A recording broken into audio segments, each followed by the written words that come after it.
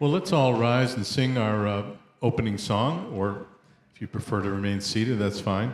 It's called With a Burst of Energy, or Burst of Energy.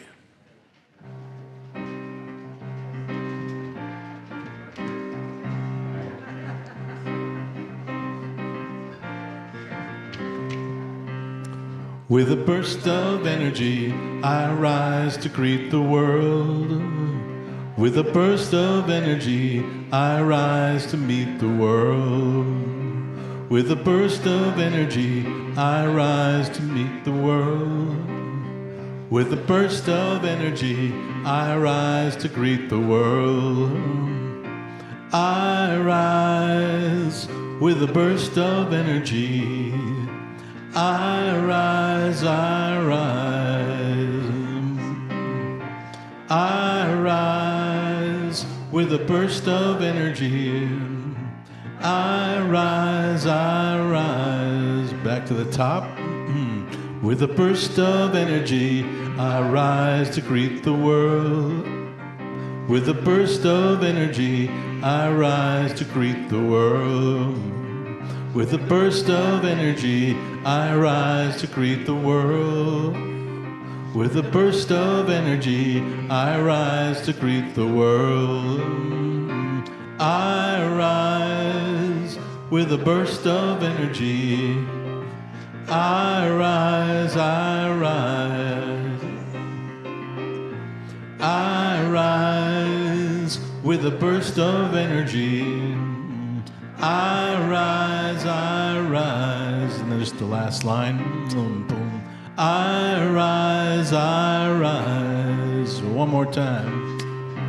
I rise, I rise.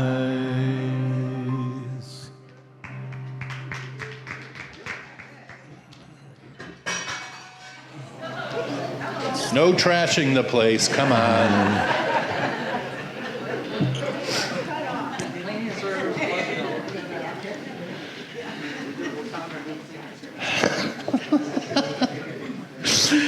Good morning, everybody. If you don't know me, my name is David Burke, and I am your trustee on duty today. On behalf of Reverend Donna Maurer, the Board of Trustees, and our awesome practitioners, I am privileged to welcome you to the Sonoran Desert Center for Spiritual Living. Whoever you are and wherever you are on your spiritual path, you are truly welcome here. Here you will be validated, supported, and encouraged to be all that you were meant to be. Our vision statement is love in action every day in every way. We express this love by learning and living the principles of the science of mind. On the back of our programs, you will find our Declaration of Principles. Please join me now in reading them. You ready? I believe there is an infinite intelligence operating throughout the universe. I believe this intelligent power is only good. I believe this intelligence expresses as me. I believe through my conscious use of this power, I create my life as happy, healthy, and complete, and so it is. Do we have any first-timers? Okay. Would you like to stand and introduce yourself, please?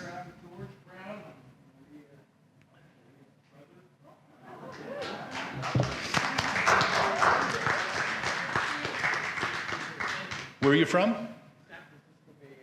Okay. Anyone else?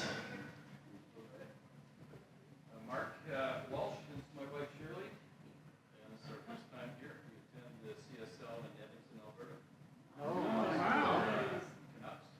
Yeah, go Oilers.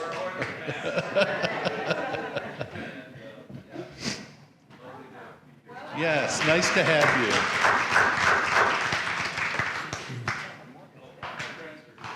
Oh, yeah. Oh, them. Skip Jones. I come from the Stockbridge Mountain Indian Reservation, northeast Wisconsin, and I'm here visiting Diane. Been friends with her for 20 years. Well, welcome.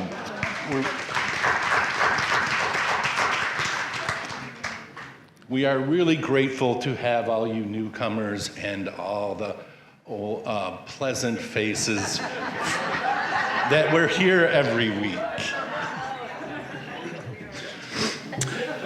Okay, I would like to thank the people that made this Sunday celebration possible. First of all, that is you. You're the ones that make this place so special. And there's other people too that help out, and we are very grateful for them too. So please direct your attention to the announcements that are in the bulletin. And if you're watching online, please visit cslaz.org for our announcements and calendar of events.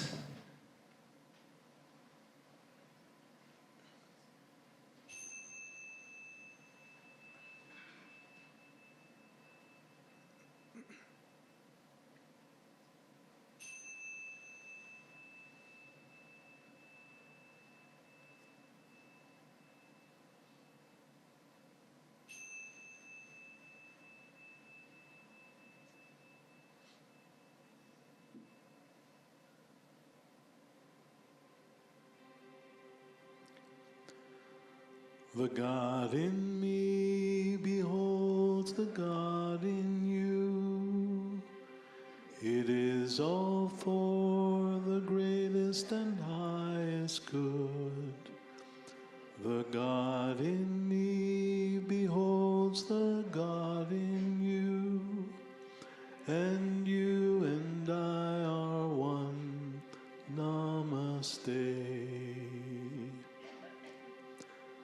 The God in me beholds the God in you. It is all for the greatest and highest good. The God in me beholds the God in you, and you and I are one. Namaste. Namaste.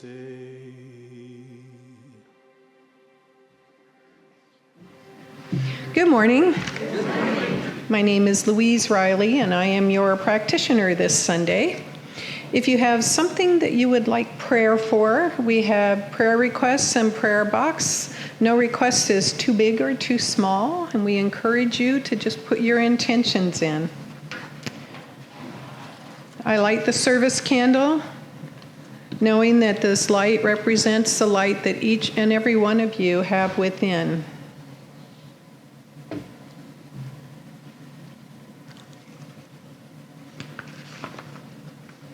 So you can close your eyes if you would like and just take a deep breath. And just know there is one power, one presence, one infinite intelligence in the universe. And I call it God. God is simply all there is. And just as I am one with the one, so too is each and every one of us one with this power, this presence, this divine intelligence. And I know this one, this God, is peace, love, joy, truth, and harmony. And I speak my word for each person in our loving community, knowing that perfect health, vitality, and divine energy is manifesting now in and through each of us and is our divine inheritance. I affirm that today's service is unfolding perfectly as it is meant to be, and that Reverend Donna's words are spoken with wisdom and love, and they bless and inspire us. And know this with me as we all say, and so it is.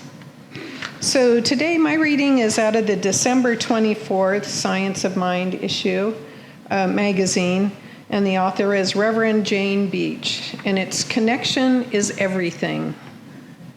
Have you ever had a moment when you realized there was more to life than getting up each day and going about your business and doing it all again the next day?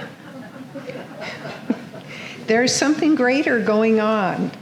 In one transformative moment, we can have a sudden shift in consciousness that allows us to see the majesty of the life we are an integral part of.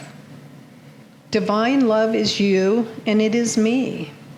As a glorious child of the One, we are each part of the interconnectedness of all life. The presence of love is alive in the sun rising over the mountains and setting on the horizon. It's the eagle swooping down to catch its breakfast, and the squirrel scurrying up the trunk of a nearby tree. It's the car engine starting for our driving pleasure, and the aroma of freshly brewed coffee. The awareness that I'm connected to everything can happen at any moment to anybody. I can be completely transformed as I heal from an illness, or delight in hugging a friend, or embrace a new idea. For me, the God of my understanding is in all things, at all times, in every circumstance. My prayer is to feel the divine connection just as I can feel the warmth of the sun's rays. The sun has no judgment about who's worthy of its warmth. It simply shines its light. We humans are a curious bunch. We wonder what gift we can possibly bring to the world, not realizing that we already have within us everything we could possibly need to shine the light we already are. We're here to express our divinity in a way that is unique to us, as only we can do. We have purpose, we belong here, and we matter in the world. Namaste.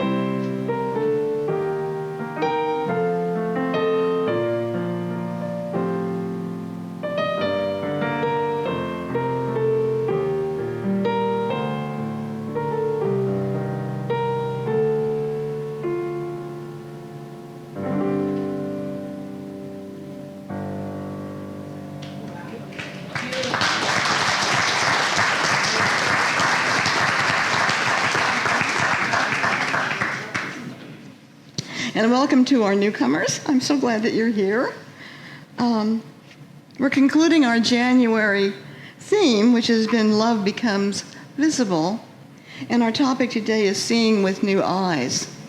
That comes from the words of French novelist Marcel Proust, The short quote is, "The real voyage of discovery consists not in seeking new landscapes, but in having new eyes."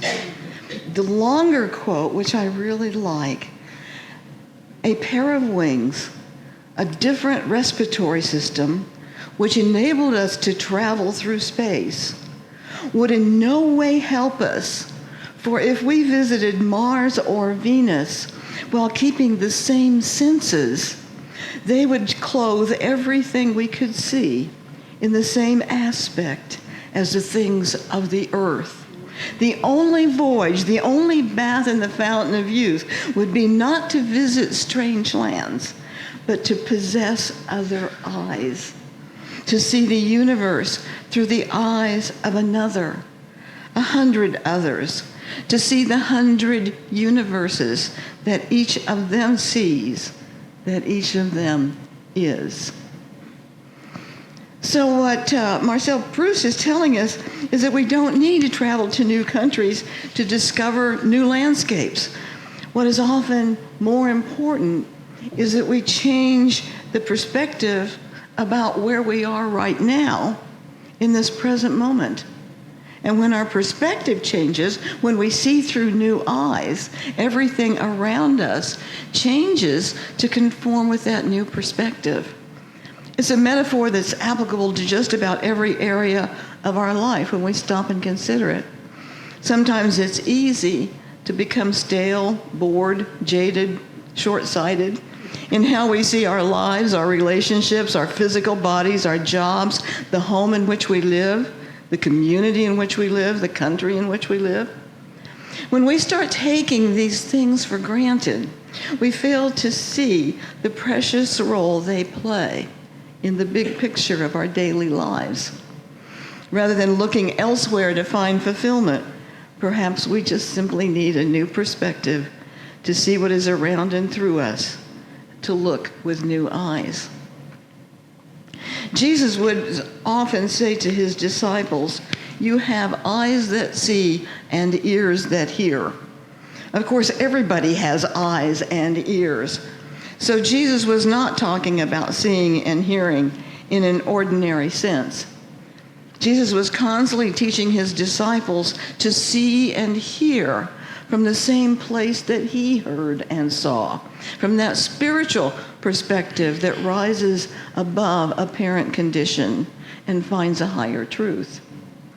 Reverend Marcia Sutton and Dr. Lloyd Strom created a wonderful model for the levels of consciousness in our life. If you've taken the financial freedom class, you have been introduced to them. And I think it will help us see with new eyes if we look at what she calls the kingdoms of consciousness and where we might be playing. They are the kingdom of uncertainty, the kingdom of dominion, the kingdom of freedom, and the kingdom of absolute freedom. Both Dr. Michael Beckwith and Reverend Mary Mannon Morrissey have identified these same 4 areas of consciousness, only they have called them the kingdoms of why me, by me, through me, and as me. So in the kingdom of uncertainty, we ask the question, why me? And this is our usual reaction when we experience something that we don't like or when things don't go our way. We lament, why is this happening to me? And in the why me stage, we blame others.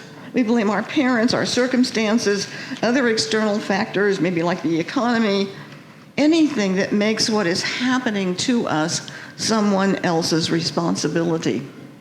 And we can recognize that we are in the why me level when the thoughts in our heads tend to begin with, if only. Mary Mannon Morrissey says the reality is that your response to circumstance, not the event itself, determines the way you are. And this stage of awakening is actually a stage of sleep. We are asleep to ourselves as co-creators. We are asleep to the power we have as a co-creator to choose any possible future. We are sure that life is happening to us, never realizing the power of the thoughts we hold. And she tells the story of Amy, who shared her husband's dream to enter politics and worked night and day to help him win his seat in the state senate. The morning after the victory party, her husband came to her and said, "I'm in love with my secretary. I want a divorce." Amy held on to her anger, resentment, and victimization for a long time. And then she signed up with for a workshop with Mary and Morrissey. And at some point during the workshop, she had an awakening. Amy realized that it was her perception of the events and not the events themselves that had ruled her feelings, her entire belief system. And with this new awareness, she could release the blame, her victim stance, and claim her freedom. Amy, who had been raised in bear country, shared with her workshop participants, mother bears usually have twin cubs, which they take care of for about 2 years. They teach the cubs to climb and to fish. Then, when the cubs are about 2 years old and it is time to wean them, the mother instructs each cub to climb a tree and stay there. And then she leaves, never to return. The cub stays in the tree, sometimes for days, until extreme hunger makes them climb down and enter life on their own. And then Amy said, "I've been stuck in my tree for 8 years. It is time I climb down." In Kingdom 2, the Kingdom of Dominion, we begin, like Amy, to take control of our life. This shift in awareness, why me to by me, is life transforming. We begin to see that our thought is creative, and we tap into new capacities we didn't know we had. When we move from one of these levels of consciousness to another, we have to give something up in order to be able to embrace the new kingdom. When we move from why me to by me, we give up being a victim. We move to a place of personal power. However, since we are driven now by a sense of personal power and personal will, this kingdom can often be ego-driven. At the by me level, the kingdom of dominion, we come to realize our own power to bring about those things we desire. Yet deep down, we know that our own power is limited. Without a higher power to turn to, by me is often a stressful, fearful way to live, even though it's much better than being a victim. In the third kingdom, the kingdom of freedom, we begin to see things and experiences differently. In this stage, ego control is released and replaced by a profound and personal relationship with God or spirit. Meaning and value in our life become more important than outer prominence or the accumulation of things. In this through me stage, we know that God works through us according to our willingness to listen and follow that guidance. We find that when we trust spirit, we are no longer attached to particular outcomes. We still make important choices, but we are also willing to let go of outcomes and trust that God is at work in our lives. We have an inner knowing that the highest and best good for ourselves and others is what Spirit always wants for us. Moving out of the by me stage, we let go of separation and see the connections between ourselves and God and between ourselves and others. Now, rather than simply wanting our own desires to be fulfilled, we see ourselves as part of a greater whole, that all of us are truly God, expressing uniquely as us. And we want not just our own highest and best good, but the highest and best good for all people. So it is in this through me stage that we live an amplified well-being. You know, there still may be things that create sorrow or sadness, but those painful emotions don't rule our lives. The fourth kingdom is a kingdom of absolute freedom, or the as me stage. And we experience this stage when we no longer see any separation between God and us. Jesus is our example here. When he said, "I and the Father are one," he was truly experiencing this state of oneness, of no separation. You and I probably won't spend a lot of time here. It's a state of pure grace, but we do glimpse it. It can't be forced or achieved, but there are moments when we feel completely embraced by love and completely immersed in the presence of God. So as we become aware of these kingdoms of consciousness, we can ask ourselves any moment of the day, what kingdom am I playing in? And if we are in kingdom 1 or 2, we can consciously choose to move into kingdom 3. Yeah, I remember a friend who had a particularly bad week, and she laughed and said, "Boy, was I playing in Kingdom 1 all last week." And when she stopped to analyze her thoughts and actions, she could see how she helped to bring on the things that she had been complaining about. Our founder, Dr. Ernest Holmes, says, "Keeping personal choice immersed in the divine flow of spirit, one with it, brings to us the power Jesus used, and the works that he did become possible to us." So the most intelligent choice that you and I can make is to choose to see our life as some part of God's life, to see that we are guided by the grace of God in all of our affairs if we take the time to listen. And the beauty of this choice is that all those things we have wanted, we find we already have.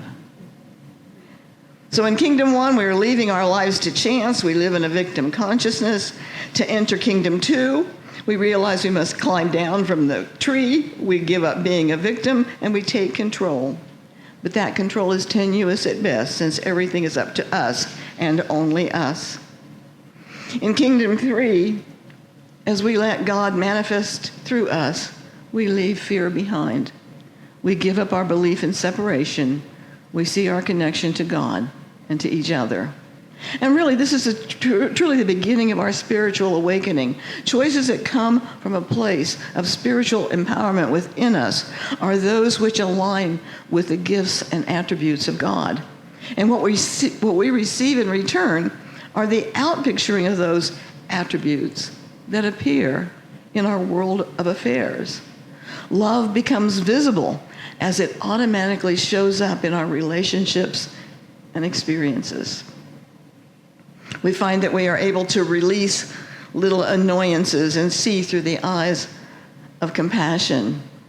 Yesterday was Mary DeLange's celebration of life, and if you weren't here, it was packed. Bruce had to bring in more chairs. And I learned so much about her. She had so many facets to her, like a diamond.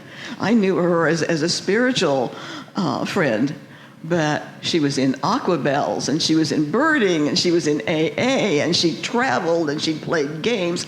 And it was just amazing. All the different aspects of her were represented. But several people also spoke about the peace that she had found in her later years. And her son, Ryan, told a story about Mary and her grandson. I'm sorry, I've forgotten her grandson's name. But he is autistic and can be totally out of control. Ryan lives overseas, and because his son has an immune deficiency, they didn't travel. So Mary only met her grandson once. And on that visit, he was all over Mary's home, throwing things, breaking things. And when he threw a drum, Ryan said you could see Mary's eyes roll, but you could also see her take a deep breath and said to the little boy, "Bring the drum to me, and you take that one." And she showed him how to play the drum, and together they performed for Ryan and his wife. The boy was completely calm when they finished. And when they finished, he gave Mary a big hug. We are always at play in one of these fields or kingdoms of consciousness. If we were to make a square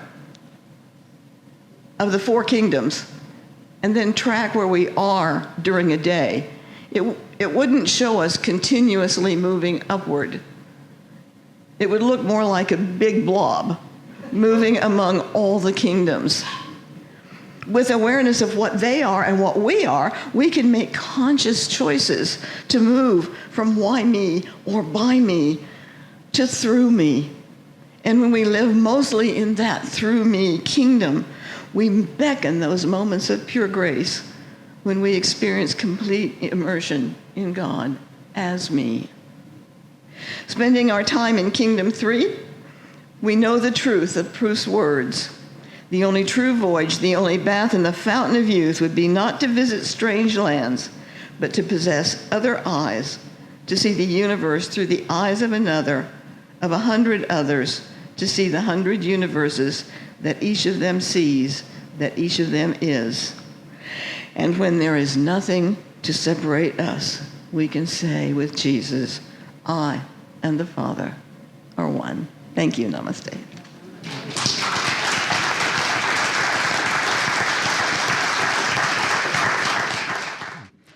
All right, feel free to rise if you like and sing My Soul is Welcome Here.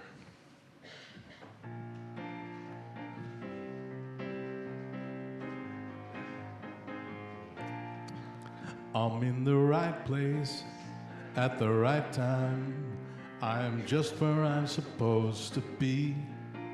I'm at the right place at the right time. I am just where I'm supposed to be. I'm at the right place at the right time. I am just where I'm supposed to be. I'm at the right place at the right time.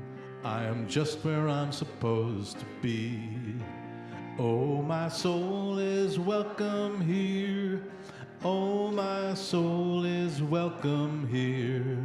I am getting the message loud and clear. My soul is welcome here. Oh, my soul is welcome here. Oh, my soul is welcome here. I am getting the message loud and clear. My soul is welcome here. Back to the top.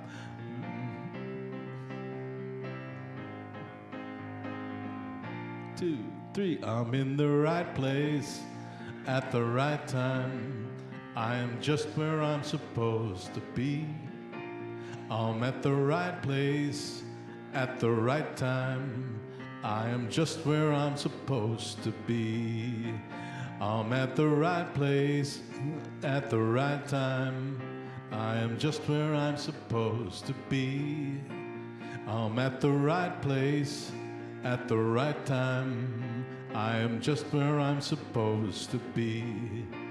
Oh, my soul is welcome here. Oh, my soul is welcome here. I am getting the message loud and clear. My soul is welcome here. Oh, my soul is welcome here. Oh, my soul is welcome here. I am getting the message loud and clear. My soul is welcome here. Thank you, Rob. Thank you so much. Okay, it's time for our offering. Chance to put that divine law of circulation in process. And won't you join me in our offering affirmation on the left-hand side of our bulletin? My gift goes forth to heal, prosper, and bless all that it touches. It is evidence of my conviction that God is the source and substance of my supply. I share generously of my good, knowing that it returns to me multiplied abundantly, and so it is.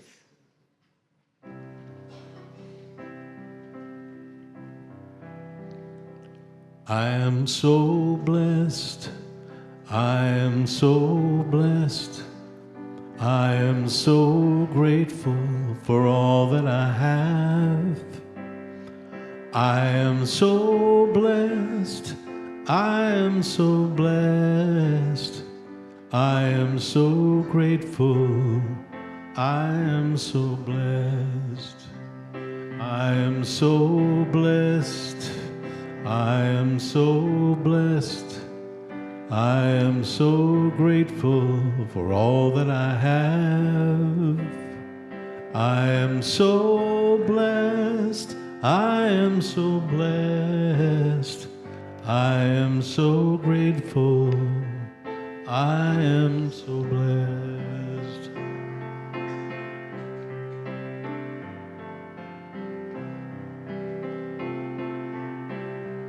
One more time. I am so blessed.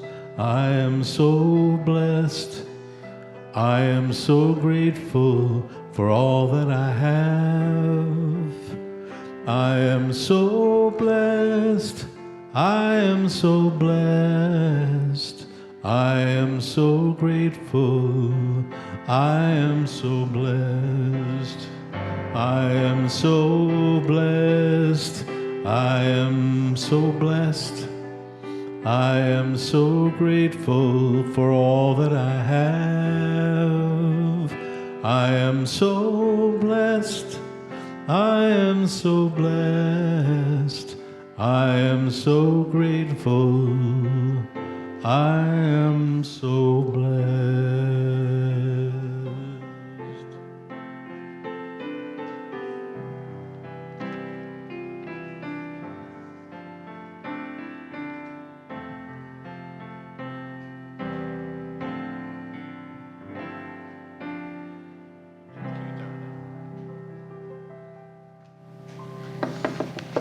And another hand for Rob. Isn't he great?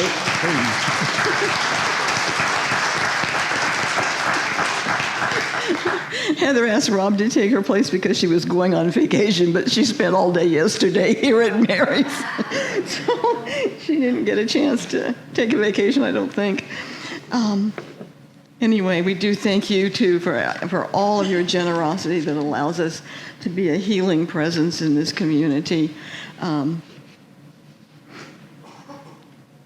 John and I talk about it all the time, how blessed we are to have this, I guess the Buddhists call it a sangha. It's like a spiritual home, a spiritual community.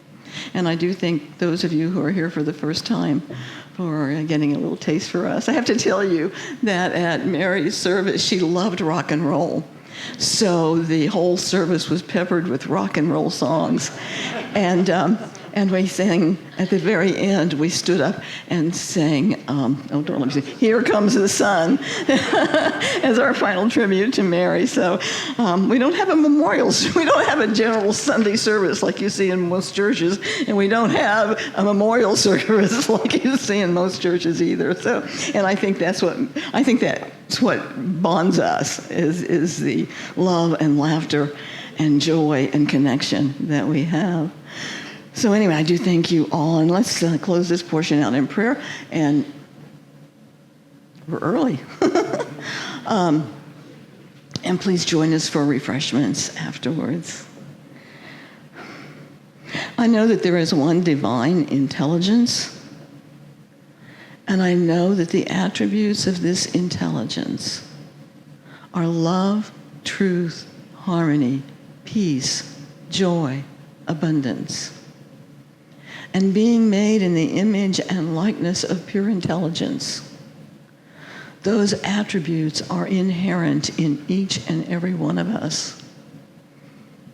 So as we go about our day, may we think of the kingdoms and which one we're playing in. And when we catch ourselves playing victim or being in control, that we release and step into that kingdom of through me. God and I are one. I speak my word for anyone experiencing any kind of a challenge, and know that power and presence is right where they are. I speak a special word, of course, for Lynn and Dawn, and know that love is surrounding them right here and right now. So I just simply release these words into the divine mind to do its perfect work as we say together, and so it is. Thank you, and may we stand and sing Stand.